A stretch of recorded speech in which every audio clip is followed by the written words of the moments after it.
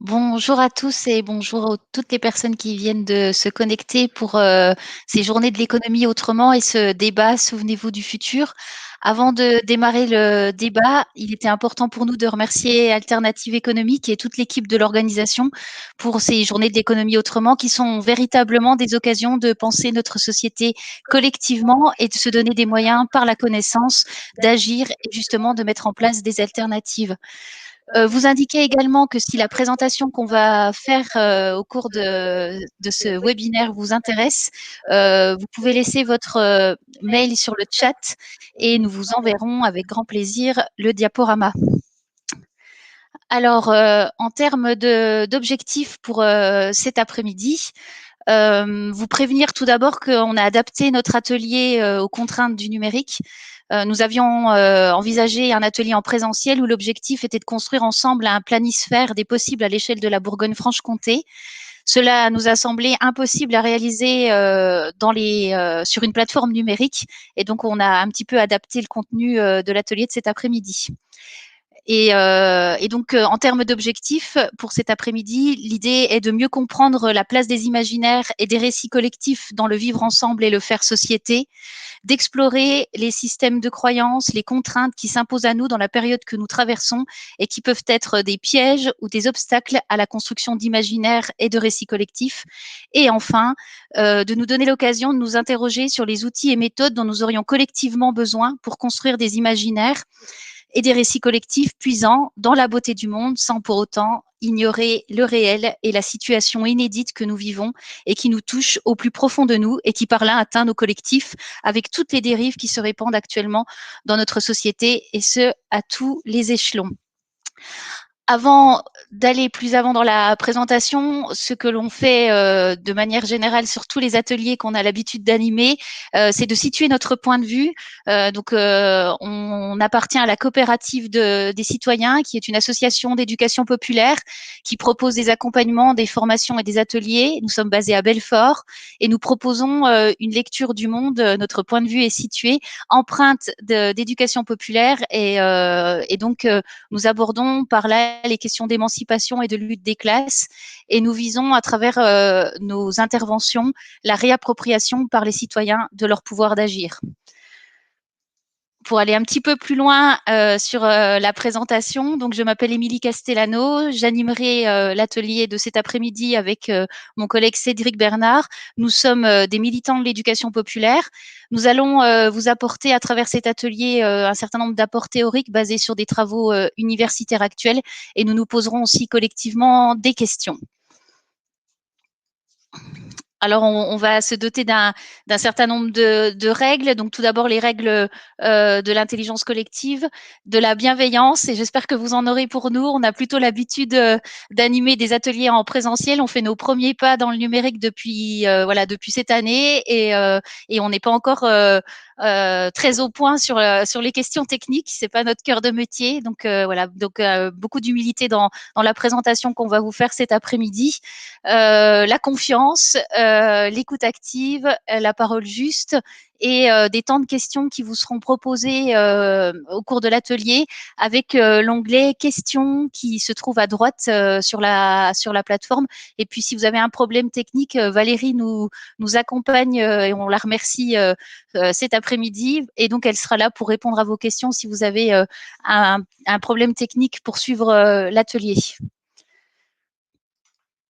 En termes de déroulé, nous tenterons une définition des imaginaires et des récits collectifs et verrons la place qu'ils occupent au sein de notre société.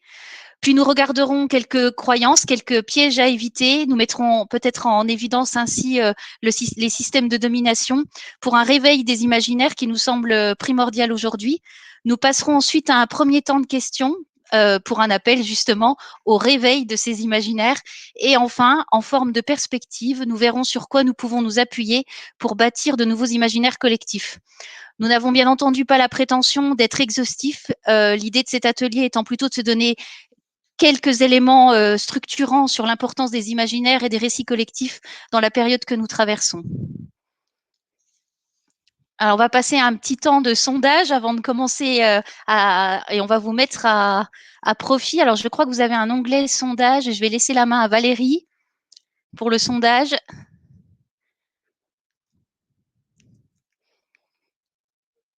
Je crois qu'il apparaît. Alors pour l'instant, moi, je ne le vois pas.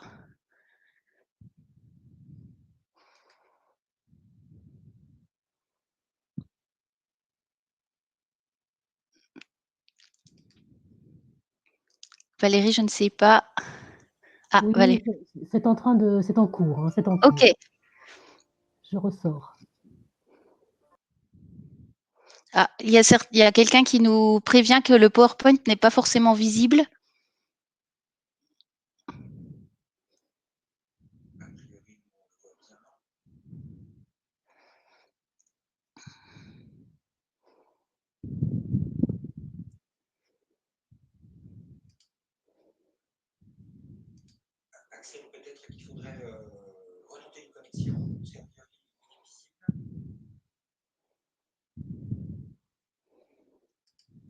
Poursuivez, je vais le poster, mais il y a un petit souci, donc il va être posté dans 30 secondes, mais poursuivez, poursuivez. D'accord, ok. Eh ben, on reviendra. Ce qu'on va faire, c'est qu'on va définir l'imaginaire et on reviendra sur vos justement vos regards sur les imaginaires et les récits collectifs. Et je vais passer la parole à Cédric. Merci beaucoup et bonjour à tous. J'espère que vous m'entendez bien. Donc, comme l'a dit Émilie, hein, merci d'avance pour votre bienveillance, parce que c'est pas forcément une habitude que nous avons de travailler en numérique. Donc, voilà, on va essayer de faire au mieux pour qu'on passe ensemble un moment constructif. Imaginaire, récit collectif, de quoi parle-t-on? L'idée pour nous, hein, c'est plutôt d'ici de vous proposer notre lecture des imaginaires et des récits collectifs. Hein, à aucun moment nous ne prétendons détenir une quelconque vérité ou la vérité, bien entendu, mais plutôt de vous donner notre point de vue. Alors, imaginaire, récit collectif, pour nous, ça signifie aussi action protestataire, hein, et toute l'importance qu'on peut y mettre dans la reconnaissance du poids de la culture, dans ses dynamiques protestataires, mais aussi dans le rôle des émotions, dans la place de la construction de sens et dans l'influence des récits collectifs. Bien évidemment, de notre point de vue, les récits ont souvent été oubliés dans l'histoire des luttes collectives, hein, et l'influence de la culture dans les dynamiques de protestation a malheureusement, là encore de notre point de vue, trop souvent été évacuée.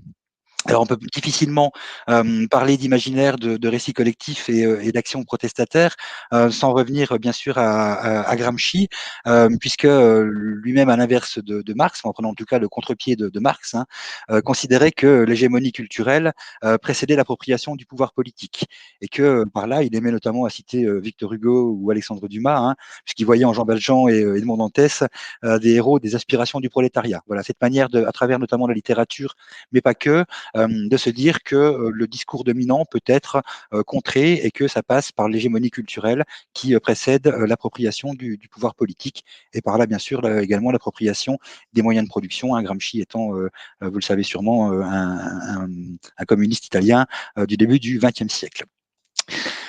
Pourtant, malgré tout ceci, on a le sentiment que les récits collectifs et les imaginaires sont encore trop négligés par les militants et les acteurs engagés aujourd'hui.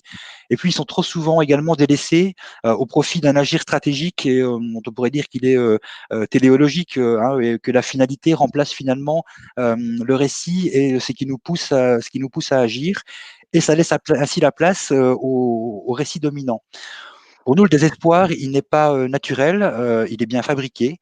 Et de cette manière, on en conclut, en tout cas pour ce qui nous concerne, que la bataille de l'hégémonie culturelle a été remportée à un moment par les classes dominantes et que la culture populaire, l'expertise d'usage ont perdu beaucoup de terrain au profit de récits qui nous affirment que le capitalisme, le néolibéralisme sont des horizons indépassables et que du coup, il s'agirait plus de transformer la société, il ne s'agirait plus de transformer notre vivre ensemble collectif, mais d'essayer d'atténuer et de donner des amortisseurs à ces conséquences qui, bien trop souvent, sont néfastes, et notamment pour les plus fragiles d'entre nous.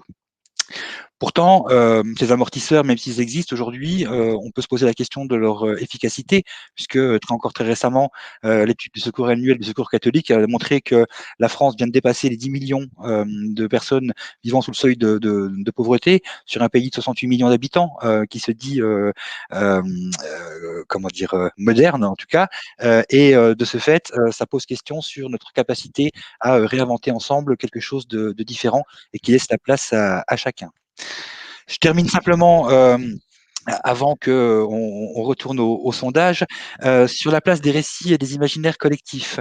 Alors, on a essayé de schématiser hein, la pensée qui nous anime, en indiquant que ce sont les interactions entre les individus qui permettent des identifications culturelles communes et que cette identification culturelle commune, hein, elle permet de se situer à la fois individuellement et collectivement. De cette façon, le façonnage des identités sociales permet la création de groupes sociaux qui se reconnaissent comme ayant une identité commune et de ressources symboliques et culturelles en partage. Ce qui, c'est d'ailleurs ces ressources symboliques et culturelles communes qui permettent des interventions dans le monde social, offrant ainsi une caisse de résonance à l'échelle du public, à l'échelle de la société, et qui diffuse le message que nous souhaitons faire passer. Voilà, un peu schématiquement, hein, notre manière de voir les choses. Je vous propose, sous couvert de l'accord d'Émilie, de passer au sondage, si Valérie nous confirme que c'est OK pour elle. Et donc, une petite précision par rapport au sondage, on a mis 2 réponses possibles. En fait, on ne peut répondre on ne peut donner qu'une réponse. Donc, on va vous demander, à travers le sondage, ce qu'est l'imaginaire, ce que sont les imaginaires, pardon, pour vous, et en un mot, et puis en 2, et ce que représentent les récits collectifs pour vous. On vous laisse voter. Donc, sur l'onglet sondage qui est en haut à droite, entre l'onglet questions et l'onglet participants. On vous laisse répondre.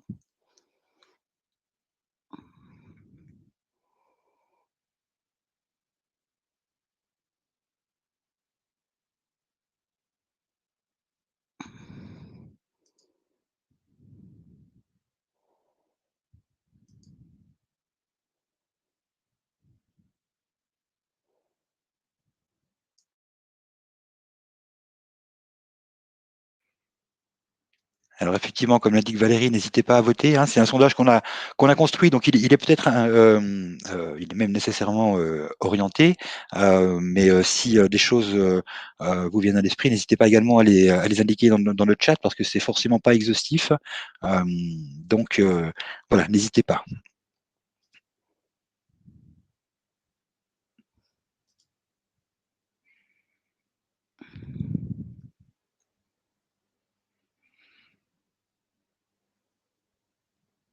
Alors Jean-Claude nous dit qu'effectivement, les réponses plurielles sont prises en compte, même si elles n'apparaissent pas au moment de répondre.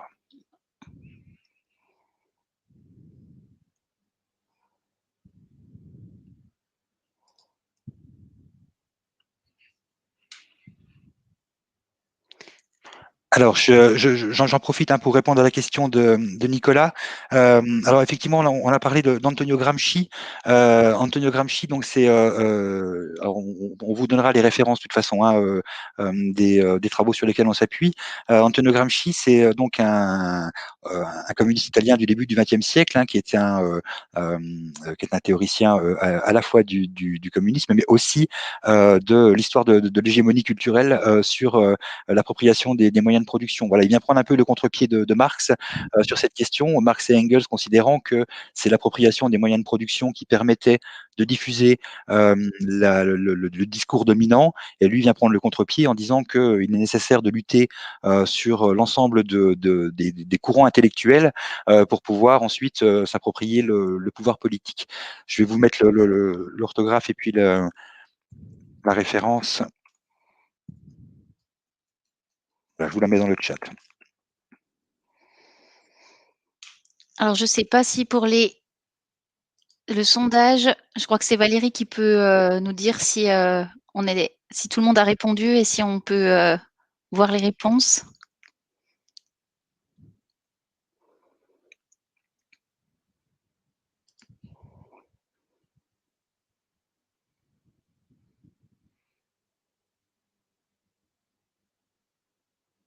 Ah, Valérie nous dit que peu de gens ont répondu, mais on va quand même, regarder les réponses et puis on va entrer dans le concret comme nous le demande Sébastien.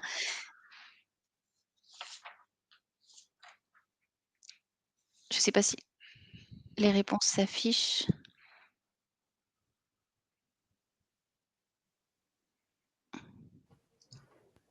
Rebonjour, je suis vraiment désolée. Normalement, ça devrait s'afficher aussi sur votre plateforme à vous, mais je vois que non. Donc, pour la question récit collectif, 17% ont choisi nous, l'alternative 14%, les symboles 7%, identité 21%, lien 14%, pouvoir 7%, histoire 29%. D'accord, merci. Et pour l'imaginaire, idéal 14%, mythe 14%, vision 29%, utopie 21%, fiction 14%, rêve 7%.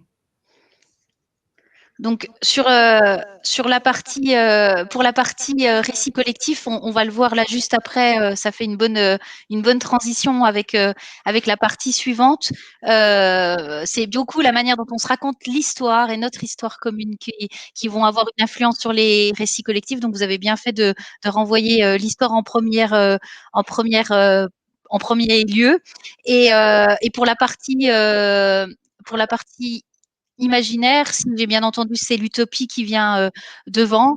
Et on va voir aussi qu'on a besoin aussi voilà, d'imaginaires qui se nourrissent de la beauté du monde. Et on va regarder plus précisément tout cela en poursuivant la présentation. Et donc,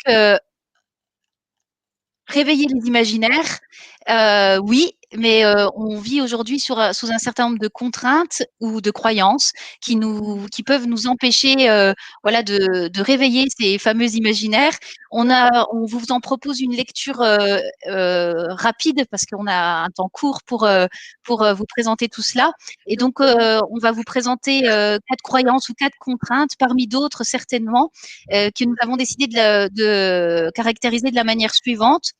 Donc, en premier lieu, le culte à travers l'histoire et les récits éducatifs des super-héros.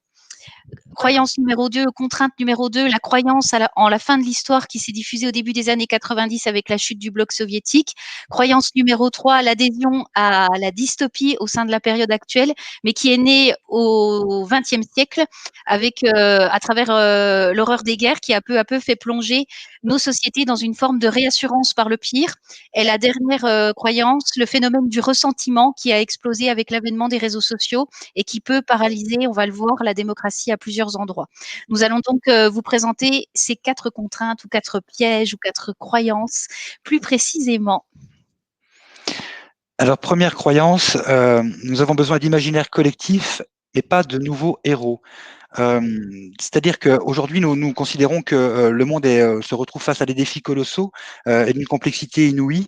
On pense bien sûr au changement climatique, au partage des richesses produites à travers le monde, à la question des dominations diverses et variées, à la question des violences, violences faites aux femmes, violences faites aux enfants, particulièrement dans cette, qui a pris une ampleur particulière durant cette période de confinement. Et pour autant, on a le sentiment qu'on continue à croire que un seul homme ou une seule femme peut changer à elle seule ou à lui seul le cours des choses. Il faut attendre notamment les travaux de Fernand Braudel pour introduire une lecture collective de l'histoire et pas seulement à travers celle d'hommes, pour le coup, essentiellement, qui voilà, laissent de côté la vision collective de la marche de l'histoire. Et on voit bien dans la manière dont elle nous a enseigné que les victoires sont souvent celles d'un homme, et rarement d'une femme d'ailleurs, mais que les défaites sont en règle générale celles du collectif, ce qui nous pose quand même une vraie question de la lecture que nous avons de l'histoire, y compris si on se penche sur l'histoire du communisme au XXe siècle, on en retient essentiellement le parcours de certains hommes, mais on en retient un peu les valeurs fondamentales qui ont conduit à la mise en place du communisme, et on en a une lecture très individuelle pour le coup. Et on a l'impression que cet homme, ce Messie qu'on attend, entre guillemets, c'est lui, qui par ses choix impose son rythme. Donc, est-ce que nos imaginaires ne déforment-ils pas dangereusement en fait la réalité en survalorisant le rôle d'un individu au détriment du collectif?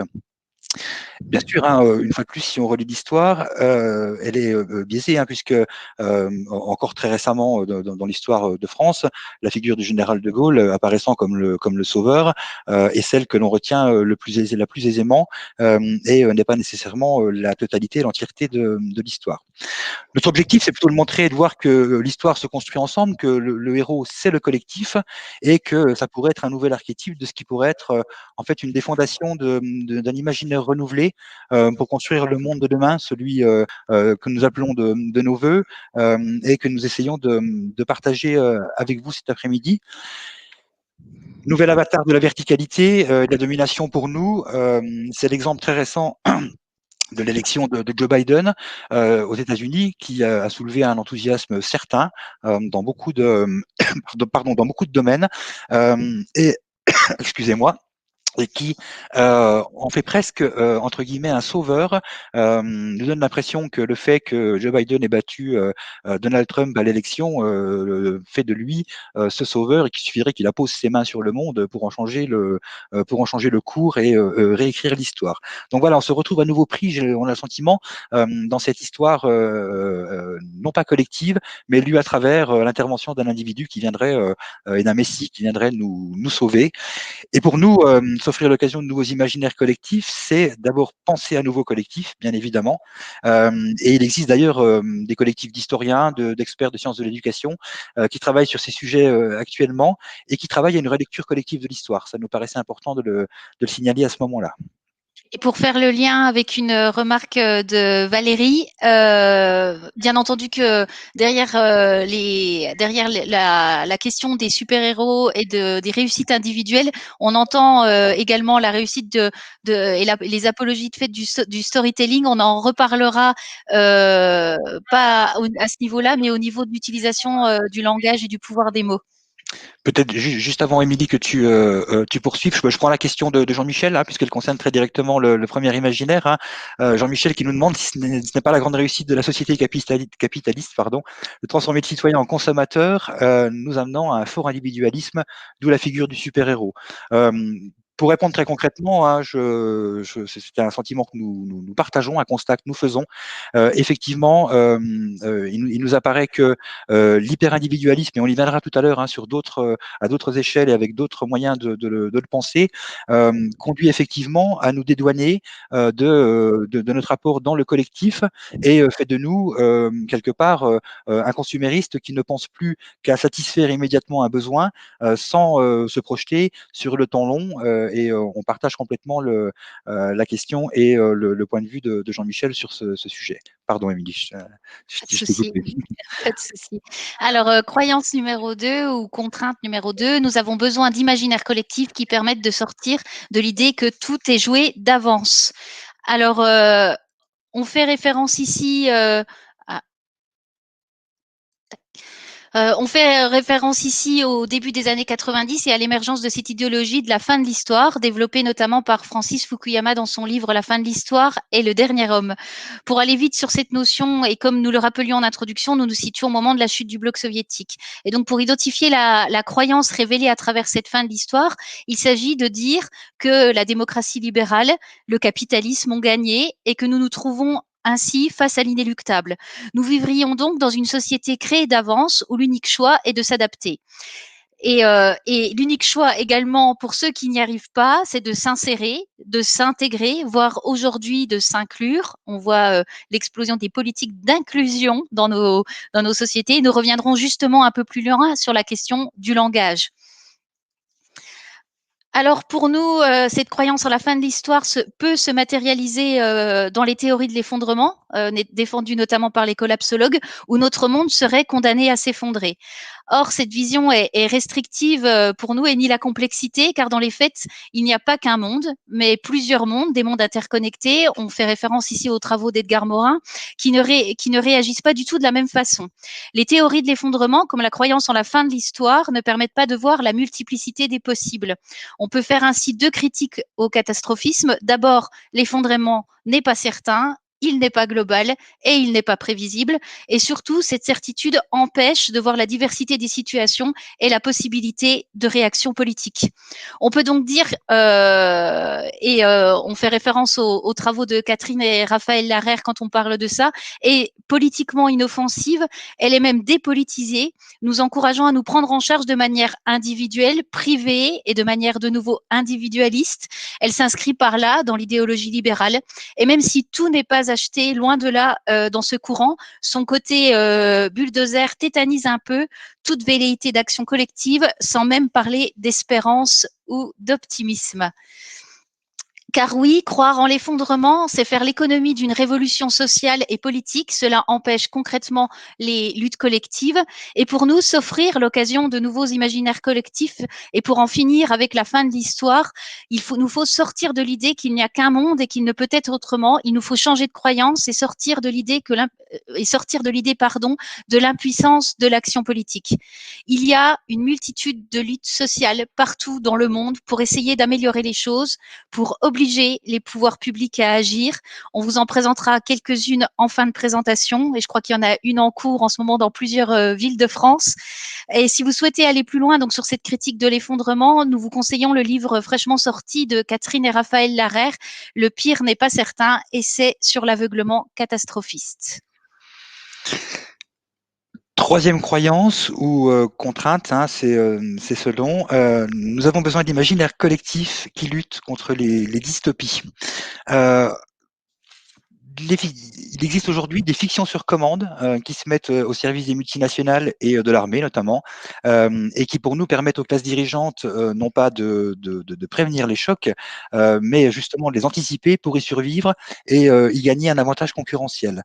On a découvert très récemment un rapport de l'Agence de l'innovation de défense, qui est donc une agence rattachée au ministère de la Défense français, ce rapport qui est baptisé Imaginer au-delà, qui annonce la création alors je cite, d'une Red Team, excusez mon accent anglais, une cellule chargée d'imaginer l'avenir. Alors elle serait composée d'auteurs de science-fiction, pour être très concret, et elle serait chargée de, je cite encore, challenger l'exercice prospectif institutionnel.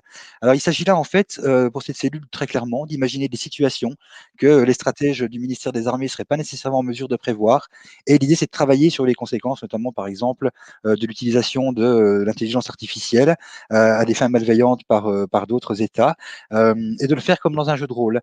Et les hypothèses de ces écrivains et de ces prospectivistes, en fait, elles sont censées permettre aux armées de se préparer aux conséquences technologiques disruptives.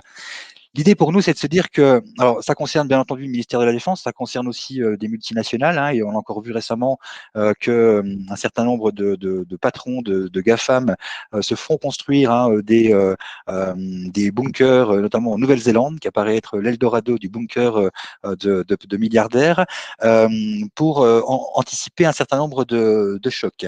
Et pour nous, les fictions sur commande au service de ces multinationales, je l'ai dit, hein, elles permettent pas d'empêcher les chocs, mais plutôt de les anticiper pour y survivre, et bien d'y gagner un avantage concurrentiel. Donc c'est une vraie évolution de la manière de voir l'avenir et qui pour nous est une réelle victoire des dystopies au détriment des utopies. On s'est posé aussi la question de la mort du progrès au bénéfice de l'innovation.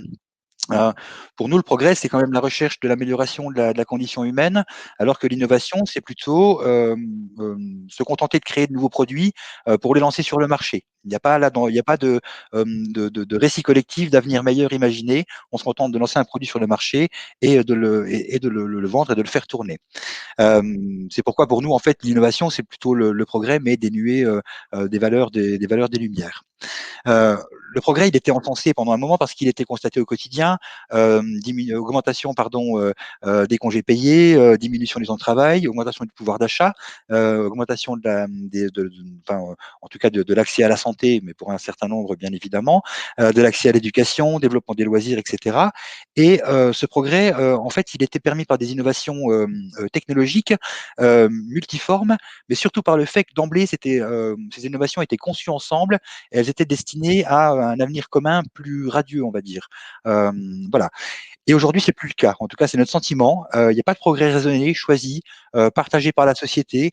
On est plutôt sur un business de la technologie. Je le cite comme ça, hein, ce ne sont pas nos mots, mais on le cite comme ça parce qu'on le trouve comme ça. C'est plutôt un mot qui recouvre que les applications du champ technologique très restreint et qui pour autant n'est l'objet de culte que par une toute petite partie de la société et qui en bénéficie. Mais ce microcosme, même s'il est complètement isolé, il est aussi autosatisfait et il cherche un peu à évangéliser le reste de la population l'intérêt d'un modèle dont il est le principal bénéficiaire. Là encore, ce récit dominant, il fait la part belle à quelques-uns et pour autant, on ne cesse de l'entendre sans nous renvoyer au Moyen-Âge au cas où il viendrait à disparaître. Dernier élément de réflexion, on a repris 1984 pour une raison simple, c'est que on s'est aperçu il y a encore quelques temps que les ventes de 1984 reprenaient, les moteurs de recherche fleurissaient de recherche sur le sujet, et on s'est demandé si ce n'était pas une prophétie autoréalisatrice parce que en y faisant beaucoup appel au cours de la crise actuelle, ce phénomène montre à la fois l'importance des dystopies, mais aussi l'importance des récits collectifs à sa manière. Donc voilà, c'est un peu un paradoxe, mais on s'est interrogé sur cette question en se disant aussi que pour la science, le recours à la science-fiction, finalement, c'est une manière de renforcer des promesses, des récits qui viseraient non pas à prédire, mais plutôt à rendre inéluctables des trajectoires technologiques, qui a installé une forme de déterminisme, on va le dire comme ça, qui faciliterait l'acceptation de ces technologies. Si on prend l'exemple d'Internet, alors bien évidemment qu'on utilise aujourd'hui, et croyez-moi, on s'est posé beaucoup de questions à ce sujet pour passer d'ateliers en présentiel à ceux en distanciel. On nous a promis avec Internet un accès à un monde plus ouvert, plus libre, à faire de nous des citoyens plus éclairés. On se rend compte que finalement, c'est plutôt quelque chose qui tend à nous enfermer.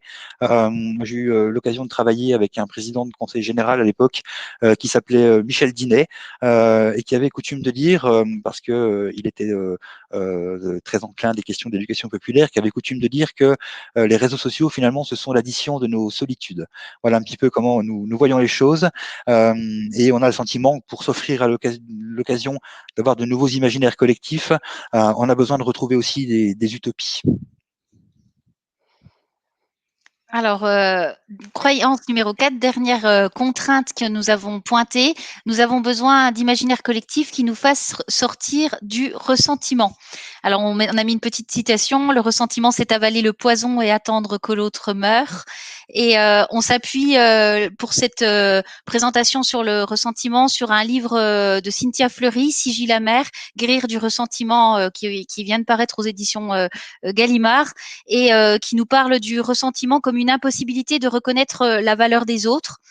Alors en ce qui concerne le ressentiment, le constat que nous pouvons faire, c'est que quand nous ne pouvons plus construire un imaginaire nourri par la beauté du monde et donc entre autres par la valeur des autres, nous pouvons considérer que nous avons basculé dans le ressentiment et que nous avons tendance collectivement à projeter sur le monde un grand voile d'indifférenciation et d'indétermination. On pourrait dire que tout cela est relatif à la fin du discernement, car nous plaçons un grand voile de dépréciation sur le monde et par là, tout se vaut et tout va vers le pire, ce qui laisse peu de place, enfin, ce qui laisse grande place, pardon, aux théories complotistes qu'on a pu voir exploser ces derniers jours.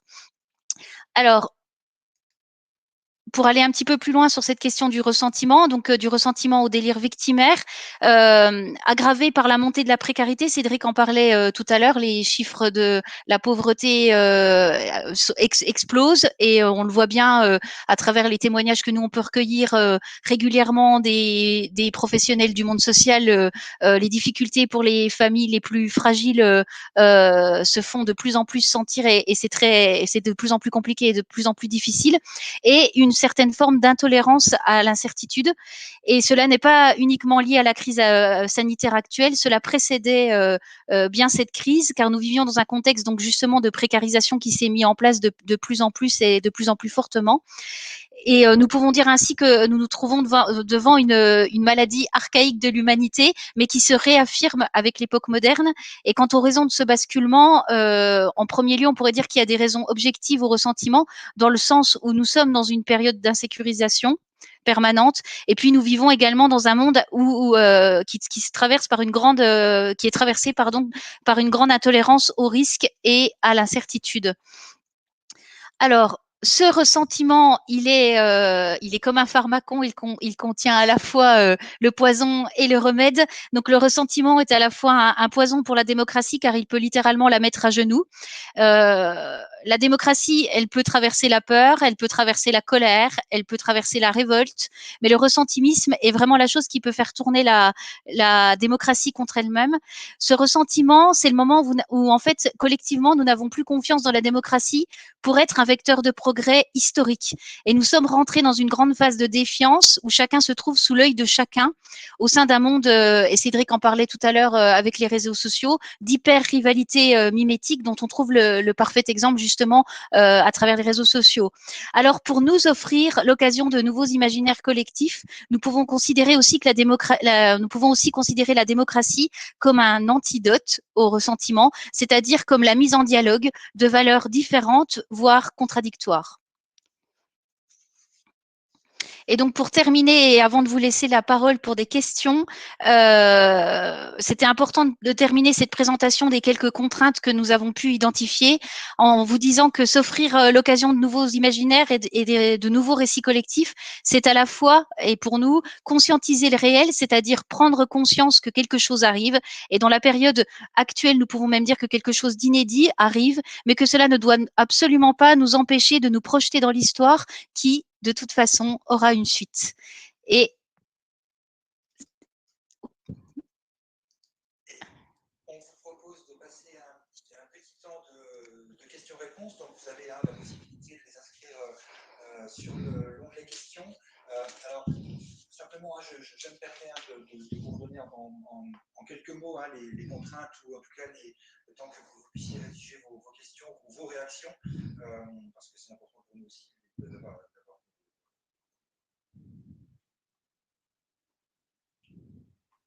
Excusez-moi, merci Nicolas. Effectivement, mon micro a été coupé, il se coupe automatiquement. Pardon. Donc, oui, merci beaucoup.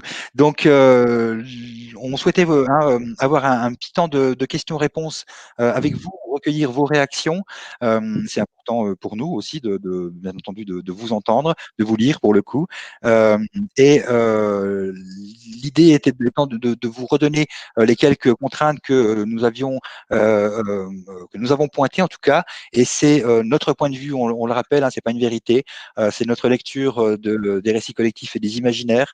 Voilà, avec l'idée de sortir du mythe du héros, de sortir de l'idée que tout est joué d'avance, de sortir de l'idée qu'il faut lutter contre les dystopies et qu'il faut retrouver les utopies, ça nous paraît absolument nécessaire pour recréer du collectif, et puis sortir du ressentiment qui nous empêche de voir l'autre, ou en tout cas qui nous conduit à le voir comme un danger quelque part. Et on sait qu'aujourd'hui, à travers tout ce qu'on peut voir, lire et entendre ces derniers temps notamment, que voilà, c'est une gangrène qui n'a pas encore fini malheureusement son travail. Et c'est vrai que on se sent un peu parfois abasourdi par la multiplicité de ces coups qu'on prend, mais pour autant, voilà, c'était notre manière de dire que il ne faut pas cesser de lutter, mais que ça ne peut pas se faire sans prendre en compte ces contraintes, ou en tout cas ces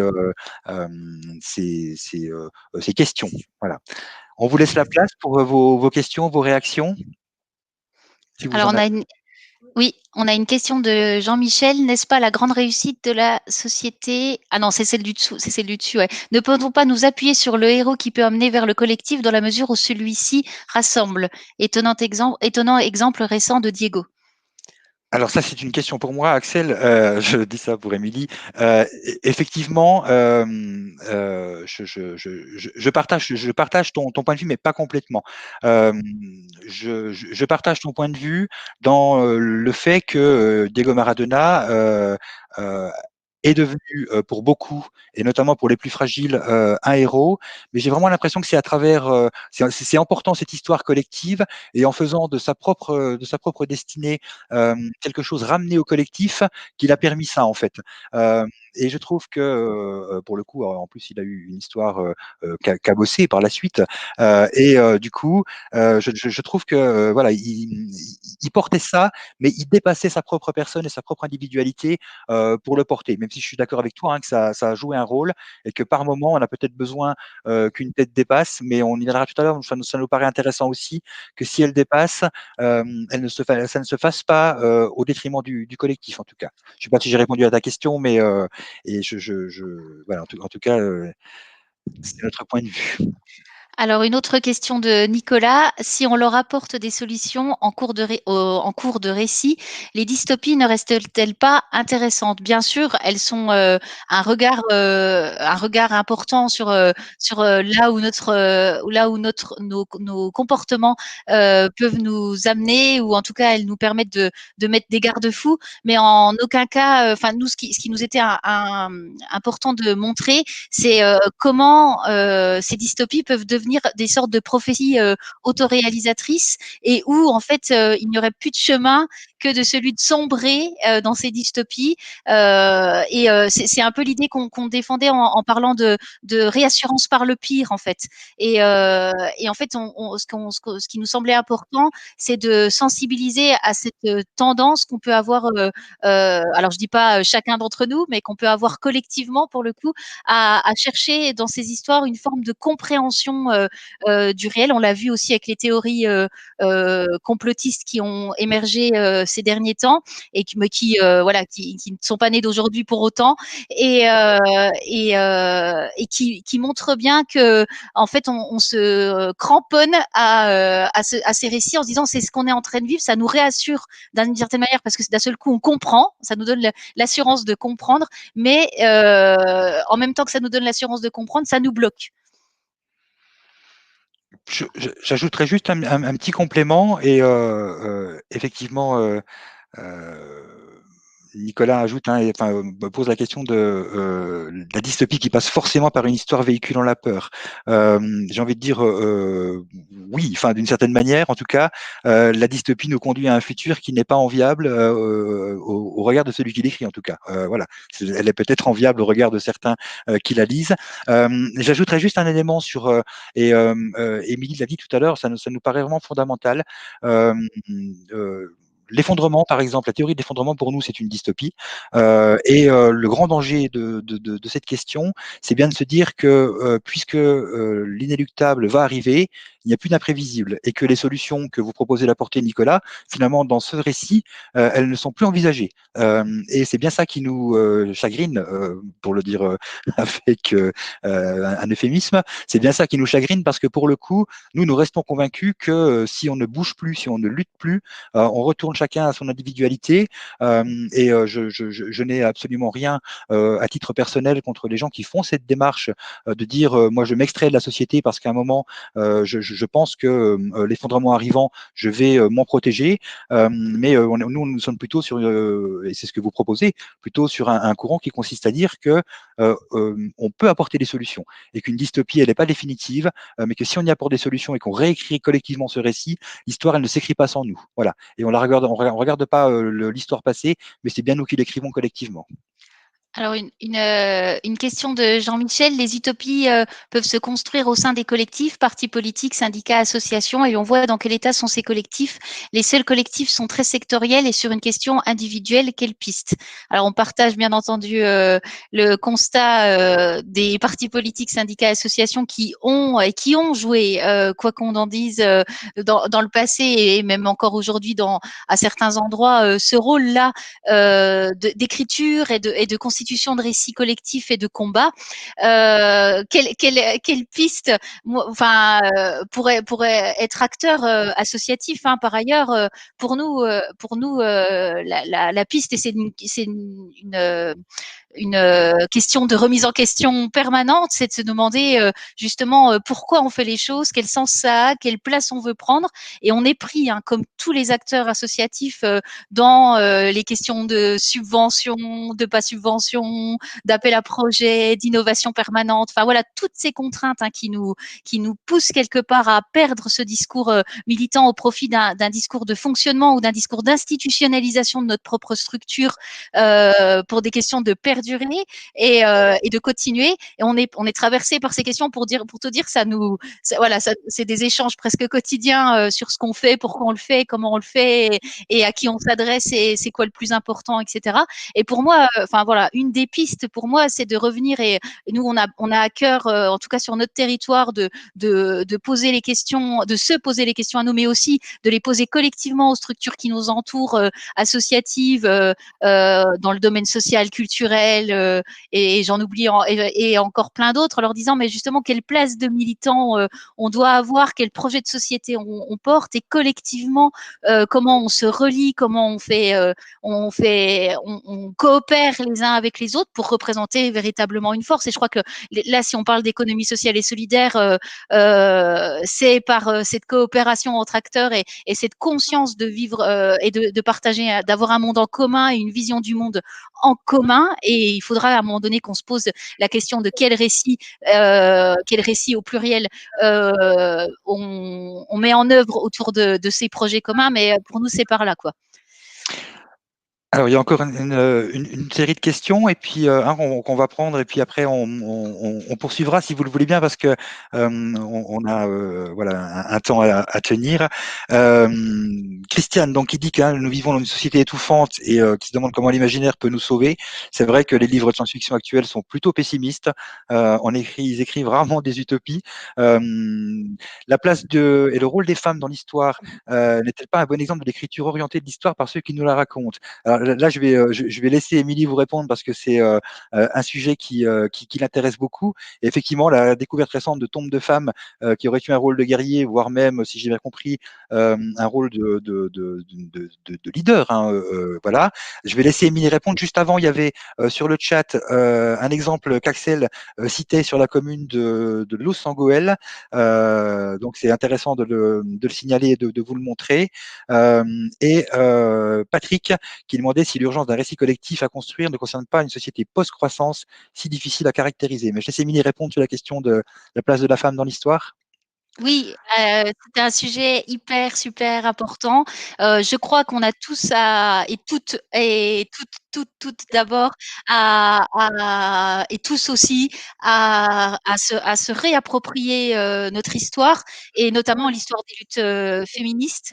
Il y a il y a des travaux universitaires qui sont sortis cette année, qui sont juste géniaux pour justement commencer à se réapproprier cette histoire des luttes, et comprendre en fait que notamment sur la place et le rôle des femmes, il y a une partie de l'histoire qui n'est pas enseignée ou encore transmise, pour plein de raisons, à la fois parce que l'histoire a été beaucoup écrite par les hommes, mais aussi pour des raisons de traduction. On le voit sur les luttes féministes sud-sud, si on se place sur l'hémisphère sud, il y a des problématiques aujourd'hui de traduction de texte. Donc tout ça, c'est en cours, les universitaires y travaillent, et les mouvements féministes aussi.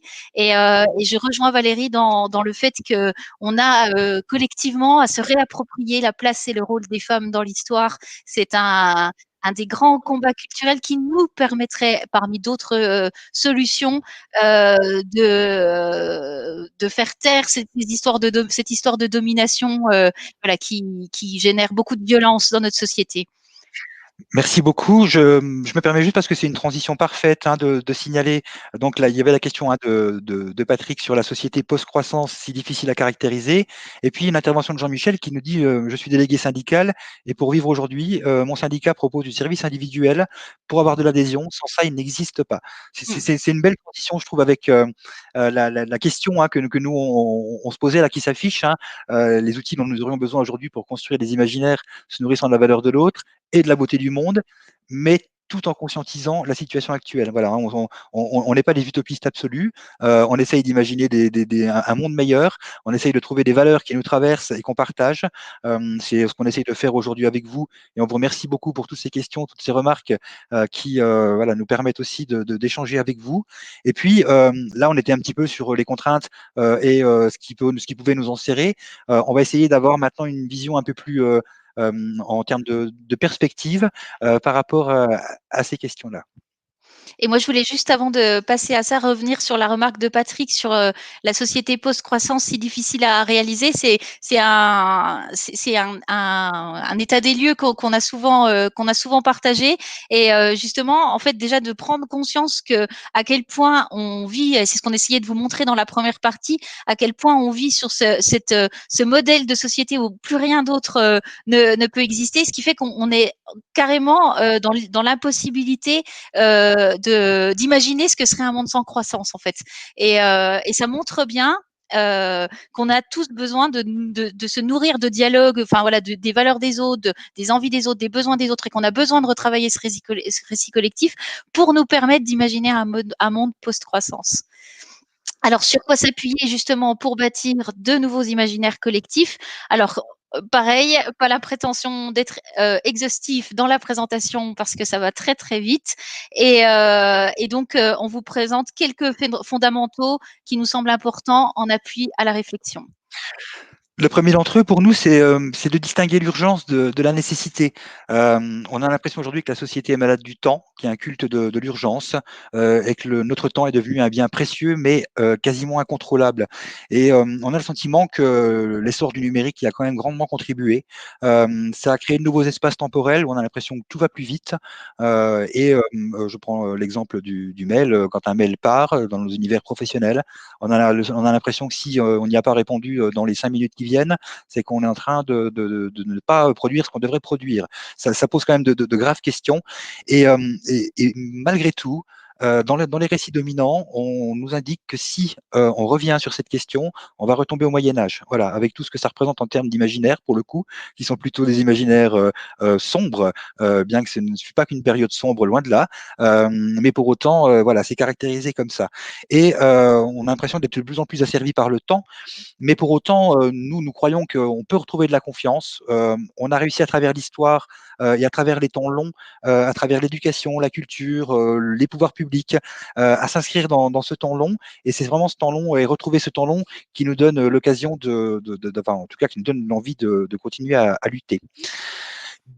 Deuxième élément, distinguer l'universel de l'altérité. Alors là, c'est un enjeu fondamental pour nous. Bien évidemment, nous considérons que nous appartenons tous à une même espèce. On partage des gènes hérités d'ancêtres communs.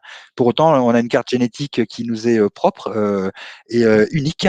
Et il s'agit pour nous d'accepter l'altérité tout en reconnaissant l'universalité de l'humanité, sa capacité à se mélanger, à produire des humains de couleurs différentes, de couleurs de peau différentes, d'organisation sociale, économique et de destin qui sont différents également. Et en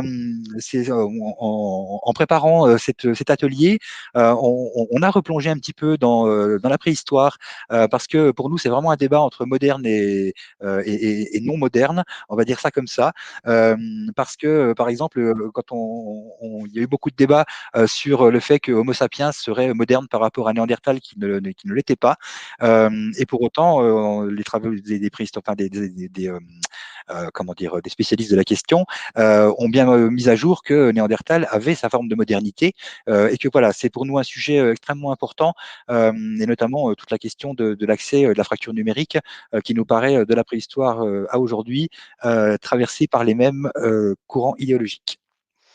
Et donc tout ça nous amène à prendre en compte la complexité. On fait référence donc justement aux travaux d'Edgar Morin.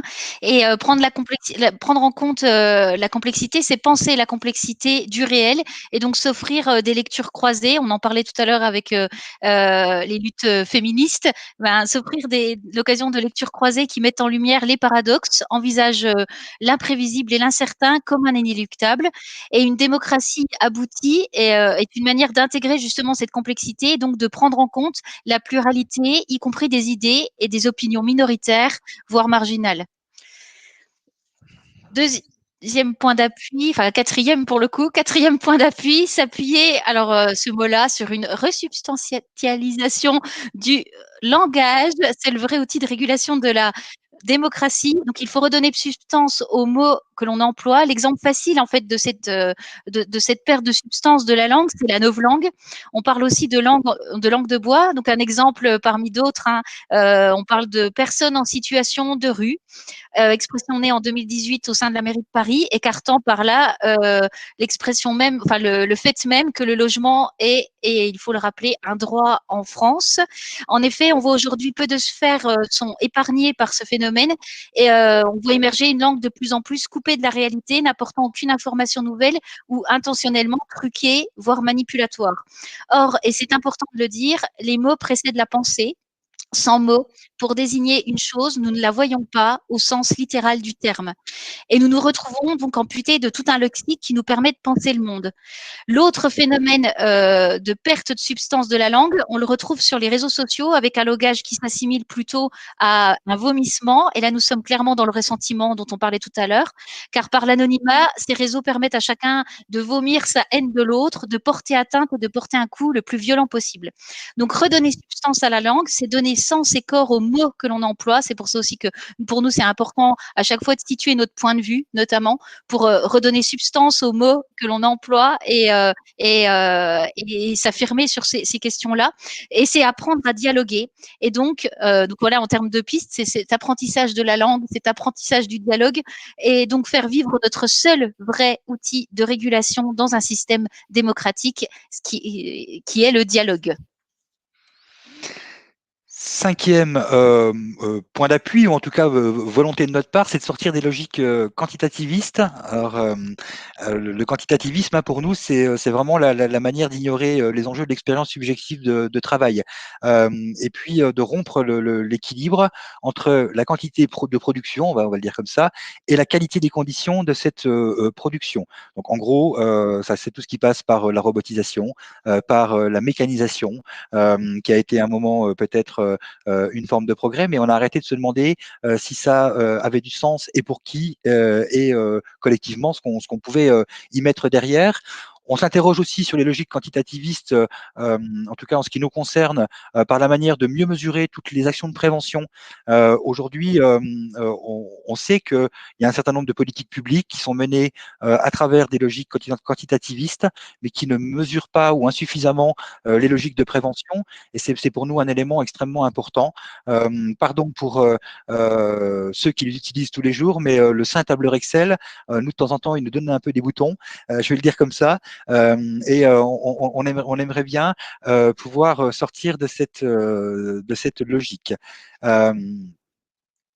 Je veux juste, ouais, je prends juste pour revenir sur justement comment faire la question tout à l'heure de la question tout à l'heure que j'ai perdue. Voilà, les utopies peuvent se construire au sein des collectifs. Justement, hein, si on parle d'un piège qui est donné aujourd'hui au monde militant et notamment au monde associatif, syndical, c'est ce piège, hein, du tout quantité et du tout mesuré.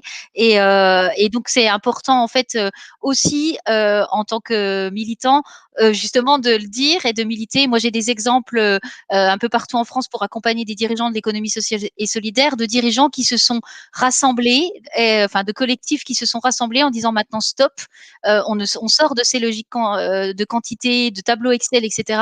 Et on va vous montrer, notamment aux acteurs publics, que ça peut marcher en arrêtant de compter, pour le dire, comme ça. Donc c'est un exemple parmi tant d'autres de coopération entre acteurs pour se dire voilà, maintenant stop, ces logiques-là, elles ne répondent pas à une efficacité des actions que peuvent porter les associations ou les syndicats, et on peut vous montrer d'autres manières de prendre en compte et d'évaluer, si on doit garder ce mot-là, évaluer, d'évaluer, même si c'est pas terrible comme mot, d'évaluer ce qu'on est en train de faire. Et ça pose la question au même titre de la nécessité de tout évaluer et de tout normer.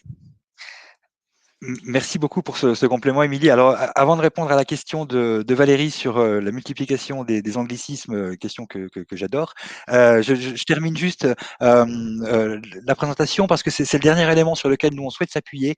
Ce sont les exemples de résilience pour restaurer la confiance.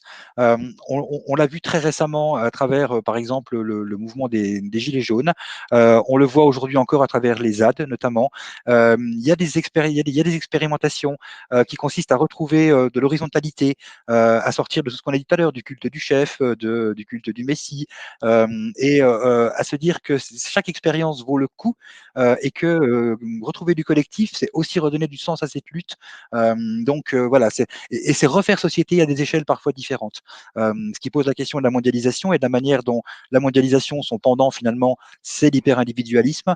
On nous a vendu quelque chose de très ouvert et on se rend compte qu'on est très enfermé finalement. Et de se dire à certaines échelles, on peut recréer ces collectifs, on peut recréer ces utopies. Ça nous paraît voilà, excessivement intéressant de se dire qu'il y a de la résilience quelque part et que c'est aussi au fondement de la restauration de la confiance. On vous propose un petit temps, il nous reste un petit quart d'heure, si je compte bien. Alors, on a écrit conclusion.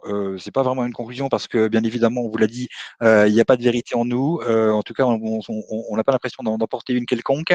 On s'interroge très souvent d'ailleurs sur comment on peut amener ces éléments de réflexion. Et le numérique, c'est pas très simple de ce point de vue-là parce que ça donne des choses un peu descendantes parfois. C'est un peu moins interactif, mais en tout cas, merci pour vos réactions qui sont nombreuses. C'est très sympa. Et puis, on a gardé cette diapositive avec ce petit bonhomme là qui dit ce premier pas semble toujours hyper compliqué parce que même si nous sommes conscients que échanger et entre nous et penser c'est déjà agir, il y a aussi parfois la nécessité de sortir, pardon pour la métaphore guerrière, mais il paraît qu'on est en guerre en ce moment, sortir de l'armée de gens qui critiquent, de la garnison de gens qui savent comment il faut faire, et puis du petit bataillon qui va se mettre en action pour réellement agir en fait quoi. Voilà, on aimerait aussi pouvoir entraîner tout ça. On passe, si vous en êtes d'accord, à la série de questions et à vos réactions. Peut-être Valérie sur la multiplication des anglicismes et des abréviations qui rendent parfois le discours inaudible. Avant de donner la parole à Émilie sur ce sujet, moi je vais témoigner d'une expérience. J'ai travaillé pendant 20 ans dans la fonction publique territoriale, pour beaucoup dans ma carrière dans le secteur de l'insertion et du développement social, de la protection de l'enfance notamment. Et je peux vous assurer qu'effectivement, je vais le dire comme ça, mais quand vous entendez des gens vous demander si dans le cadre du RSA, la MDPH a bien pris en compte le fait que l'enfant était confié à l'ASE et que est-ce que ça a un impact sur son PPE, voilà, vous vous dites bon, eh ben écoutez, on en parle comme ça entre nous, mais je ne suis pas certain qu'on n'en parle pas comme ça aussi en direction de tout le monde et que ça finit par devenir une espèce de novlangue avec plein d'acronymes. Et là, je parle de l'expérience que moi j'ai. Je pense qu'Émilie peut témoigner d'une autre forme d'expérience où l'anglicisme n'était pas absent. Des bureaux, et c'est vrai qu'on est complètement d'accord sur le fait que il y a matière à se redonner des éléments de compréhension, de renommer les choses telles qu'elles doivent l'être, et que on ne se cache plus derrière ça en fait. Oui, absolument. Alors je confirme hein, l'analyse que fait Cédric là. Je ne veux pas aller plus loin sur les exemples parce qu'il y a sur plusieurs autres questions, mais on va dire que j'ai évolué très longtemps dans un espace de coworking. Voilà, pour aller à l'essentiel sur ce que j'ai à dire là-dessus. On voit Patrick nous dire résilience est un terme galvaudé, retour au stade initial ou rebond vers quelque chose de nouveau. On partage voilà, cette interrogation avec le mot résilience. Les mouvements d'éducation populaire ont beaucoup de mal avec ce mot résilience. C'est difficile en fait. Et on voit à quel point on a une nécessité de créer même des mots, hein, voire de redonner sens à les mots pour pouvoir aussi avoir des outils pour se battre en fait. Et les mots en font partie. Alors une remarque d'Axel, pour transformer, il faut se transformer et pour cela il faut avoir des espaces pour cette transformation intérieure. Or notre société permet difficilement de développer ces espaces, d'où des gens qui osent peu imaginer des utopies. Alors je ne saurais qu'approuver pour avoir animé un tiers-lieu pendant plusieurs années et avoir eu beaucoup de difficultés d'appui de ce tiers-lieu, entre autres difficultés, mais d'appui de ce tiers-lieu, c'est très difficile aujourd'hui voilà, d'ouvrir ces espaces et aussi de faire vivre ces collectifs en fait. Hein, quand on a des collectifs avec des points de vue très différents, ça demande du temps long. Et sauf que nos structures, notamment dans l'économie sociale et solidaire, sont prises dans le temps court et dans les appels à projets, les demandes de subventions, etc. Et on a du mal à se donner ce temps long.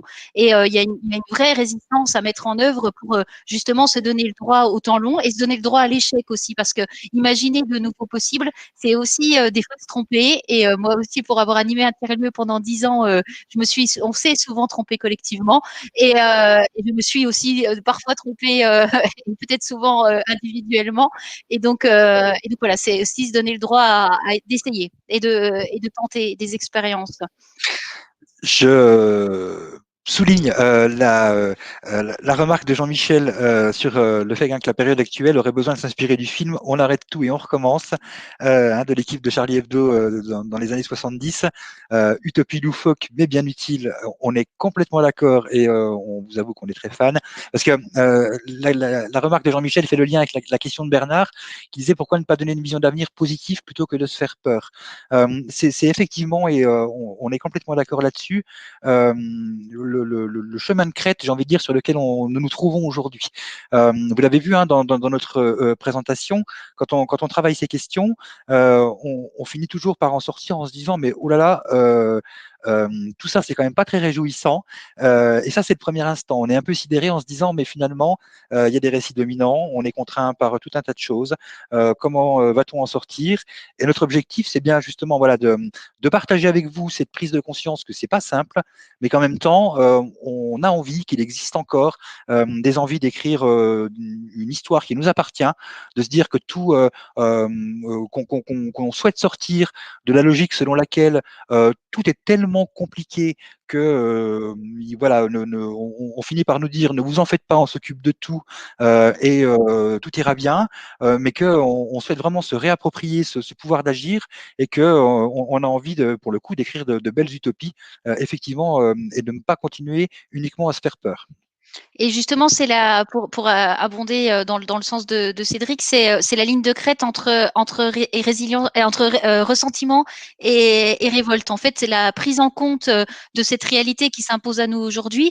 Elle peut nous faire basculer dans le ressentiment. Et là, pour le coup, on plonge dans la haine de l'autre et on plonge dans une mise à genoux de la démocratie, en tout cas des valeurs qu'elle porte.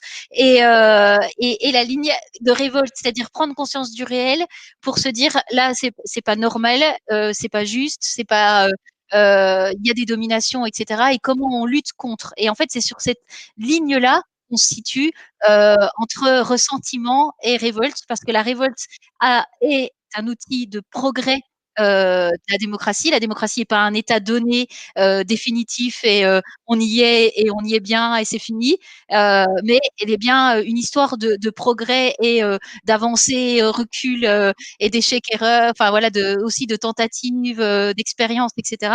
Et donc par la révolte, on peut aussi voilà, faire progresser notamment les acquis sociaux et voilà, qui sont si nécessaires. Et aujourd'hui, s'il y avait une question auquel on devrait tous répondre collectivement, justement, c'est la réponse sociale à la crise sanitaire, économique et bien d'autres que nous sommes en train de traverser actuellement. Et on pourra en reparler rapidement, mais aujourd'hui, on est très étonnés, pour le dire gentiment, de l'absence complète de réflexion sur la problématique, enfin la question sociale que pose cette crise aujourd'hui.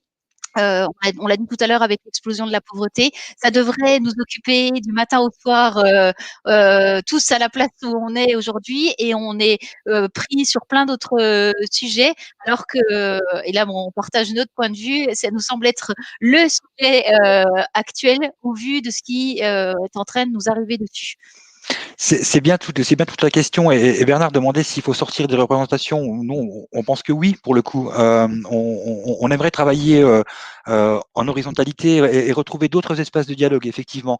Je pense que, pour être très honnête avec vous, aujourd'hui, nous, la question qu'on se pose, et enfin, vous aurez compris que on a choisi un camp, voilà, on s'en cache pas, et ça nous pose pas de difficultés.